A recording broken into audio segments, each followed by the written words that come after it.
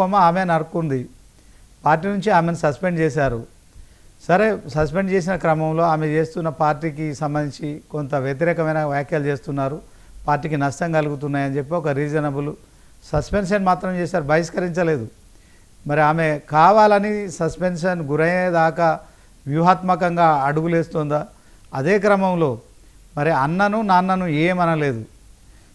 అంటే ఇందాకనే నేను మాట చెప్పిన, ఒక చేతికి 5,000 ఉంటే 5,000 మాత్రం ఖచ్చితంగా బీఆర్ఎస్ పార్టీలో కేసీఆర్ పెద్ద వేలు అయితే, ఆ తర్వాత ఈ 4,000 హరీష్ రావు, కేటీఆర్, సంతోష్ రావు, కవిత, ఈ 4,000 మాత్రమే. సో ఇంకొక చెయ్యి ఉంటుంది, ఇంకో 5,000 ఉంటాయి. 5,000 ఇంకా బయట వాళ్ళు ఉంటారు. కానీ ఈ కుటుంబ కథా చిత్రం ఇందాక మరి దిలీపాచారి గారు అన్నట్టు ఇది ఒక కుటుంబ కథా చిత్రం. ఈ కుటుంబ కథా చిత్రం మరి మొత్తానికి బీఆర్ఎస్ పార్టీ ఉద్యమ పార్టీ, తెలంగాణ ప్రత్యేక రాష్ట్రం వచ్చింది, ఇవాళ మనం మాట్లాడుకుంటున్నాం. సో మీరు కూడా ఇందాక ఉద్యమ వందనాలు అన్నారు. సో ఇంకా ఈ ఉద్యమ వందనాలు, జై తెలంగాణ ఇంకా అవసరం లేదనిపిస్తుంది, అనిపిస్తుందేమో అనే అనుమానం కలుగుతుంది. ఎందుకంటే 11 ఏళ్ళు దాటిపోయినా ఇంకా జై తెలంగాణ అనుకోవడం, కానీ తర్వాత మనం అప్పుల పాలు చేశారని కాంగ్రెస్ అనడం, సో మేము ఇంత చేయలేదు ఇవన్నీ చర్చ జరుగుతున్న క్రమంలో కవిత చేసిన కామెంట్స్ విషయంలో కావచ్చు, నిన్న ప్రెస్ మీట్కి మీరు కూడా వచ్చారు కదా, కవిత నివాసంలో ఉన్నారు కదా.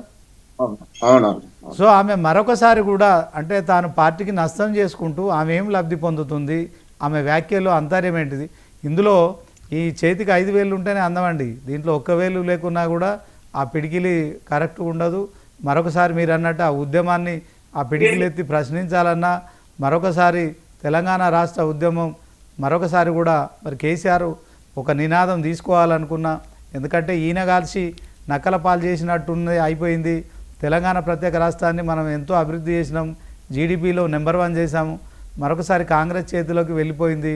మరి ఈ 2 ఏళ్లలో 100 ఏళ్ళ విధ్వంసం జరుగుతోంది అని చెప్పి ఆరోపిస్తున్న నేపథ్యంలో కవిత బీఆర్ఎస్ పార్టీలో మరి ఆయన అధినేతను ఒకవైపు నాన్న అంటుంది, అలాగే మరి తోడబుట్టిన అన్నను రామన్న అని సంబోధిస్తూనే మరి హరీష్ రావును, సంతోష్ రావును ఇద్దరిని టార్గెట్ చేయడం అంటే కేవలం మరి మేము ముగ్గురమే ఒక కుటుంబం అని చెప్పుకోవడంలో సందేహం లేదు. కానీ వాళ్ళిద్దరిని దోషులుగా చూపుడు ఎందుకు? ఆమె నిజంగానే బయటికి వెళ్ళిపోవాలి, ఇమీడియట్గా మళ్ళీ ఆమె రాజీనామా చేయడం, పార్టీ సభ్యత్వానికి రాజీనామా చేయడం, సస్పెన్షన్ చేసిన తర్వాత మళ్ళీ ఆమె రెజ్యూమ్ కావచ్చు, బహిష్కరించిన కేసీఆర్ మళ్ళీ తీసుకోవచ్చు. నిజంగా కోటేశ్వరరావు గారు అన్నట్టు ఆ డెమోక్రసీ అనేది లేదు మీ పార్టీలో, ఆయన ఏకపక్ష నిర్ణయం ఉంటుంది, ఇదంతా బయటికి తెలిసిన విషయమే, ప్రచారం జరుగుతోంది. సో ఈ క్రమంలో కవిత చేసిన దాన్ని కన్న తండ్రి బయటకు వచ్చి చెప్పాలి. ఏం చెప్తాడు? కవిత చేసింది డ్యామేజా, మరి కేసీఆర్ ఇమేజ్ని కాపాడుతూనే పార్టీని డ్యామేజ్ చేస్తుందా? చెప్పండి అన్న. ముందుగా ఒక్క నిమిషం అన్నా, నేను కవిత గారి గురించి చెప్పి తర్వాత మీరు అడిగినటువంటి ప్రశ్నలకు నేను సమాధానం చెప్తాను. చెప్పండి. 2006 నుండి ప్రొఫెసర్ జయశంకర్ సారు ఆశయాల సాధన కోసమని తెలంగాణ జాగృతిని కవిత గారు ఏర్పాటు చేసుకున్నారు. అప్పటి నుండి ఈ రోజు వరకు కూడా కేసీఆర్ కూడా నాకు జాగృతి కూడా మరో కన్ను లాంటిది. టిఆర్ఎస్ పార్టీ ఆత్మ అయితే జాగృతి అన్నా. హలో, టిఆర్ఎస్ పార్టీ శరీరం అయితే జాగృతి, టిఆర్ఎస్ పార్టీ శరీరం అయితే జాగృతి ఆత్మ అనే విధానంలో మేము పనిచేసినాం ప్రతి దగ్గర. ఇప్పుడు 2006 నుండి ఈ రోజు వరకు కూడా కవిత గారి యొక్క కాంట్రిబ్యూషన్ పార్టీ పరంగా అనేక రకాలుగా ఉన్నది. ఈ ఆంధ్ర పాలనలో మన బతుకులను, మన వ్యవస్థను, మన అన్నిటిపైన పెత్తానం చేస్తున్నటువంటి ఆంధ్ర పాలనలో ఇవి మన సంస్కృతి సాంప్రదాయాలను విశ్వ పీఠంపై నిలబెట్టినటువంటి ఘనత శ్రీమతి కల్వకుంట్ల కవిత గారిది. అందులో ఎటువంటి సందేశం పడవలసిన అవసరం లేదు. ఎందుకంటే ఆమె ఒకవైపు కడుపులో బిడ్డను మోస్తూ కూడా, తన కడుపులో బిడ్డను మోస్తూ ప్రతిరోజు కొన్ని వందల కిలోమీటర్లు ఈ తెలంగాణ రాష్ట్ర ప్రజల కోసం పోరాట పడుతూ అన్ని విధాలుగా త్యాగం చేసినటువంటి చరిత్ర శ్రీమతి కల్వకుంట్ల కవిత గారిది.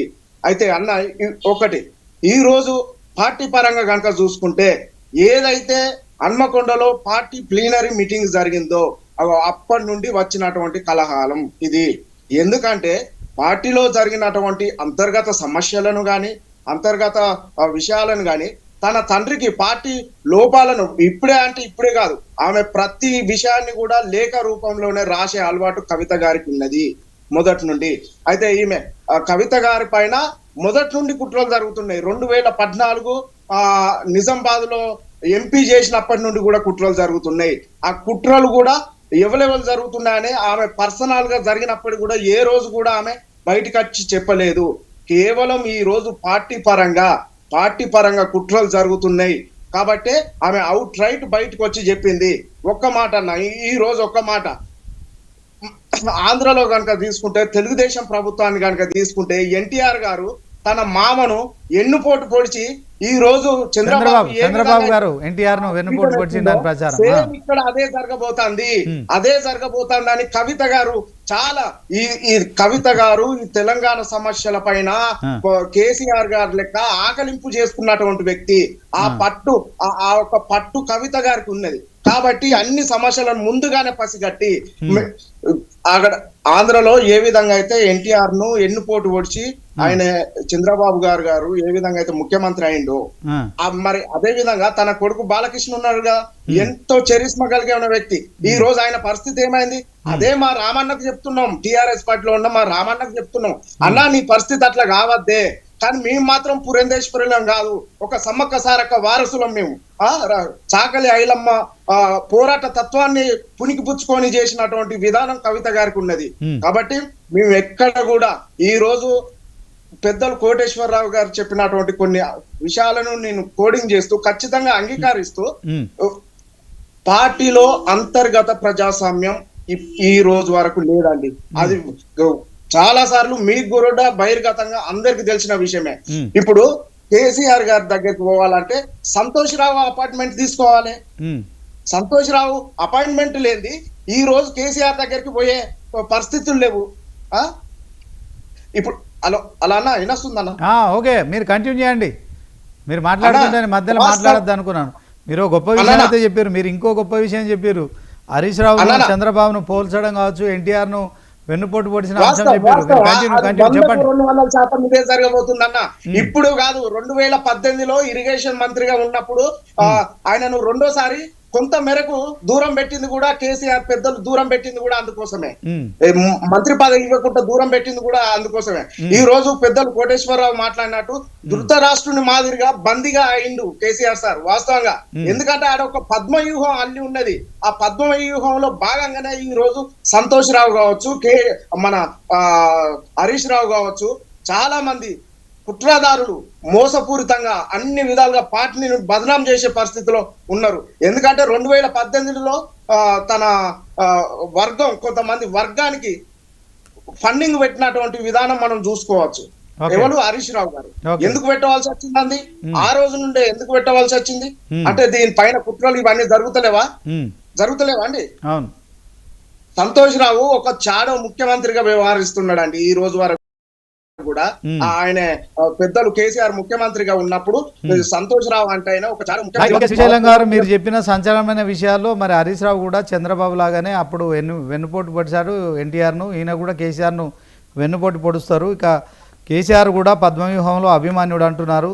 సో నిజంగా కొన్ని మరి అంతర్గత ప్రజాస్వామ్యం లేదని కూడా ఒప్పుకున్నారు. సో తెలంగాణ జాగృతిలో కవిత గారు నిన్న మీడియా సమావేశం తర్వాత మీతో మరొకసారి సమావేశమైంది మాకు తెలుసు. దాంట్లో ఆమె ఏం చేయబోతుంది, ఆమె ఫ్యూచర్ ప్రణాళిక ఏంటి? బీఆర్ఎస్ పార్టీని కొలాప్స్ తెలియకుండానే చేస్తుంది. అదే క్రమంలో హరీష్ రావుపై ఆరోపణలు కావచ్చు.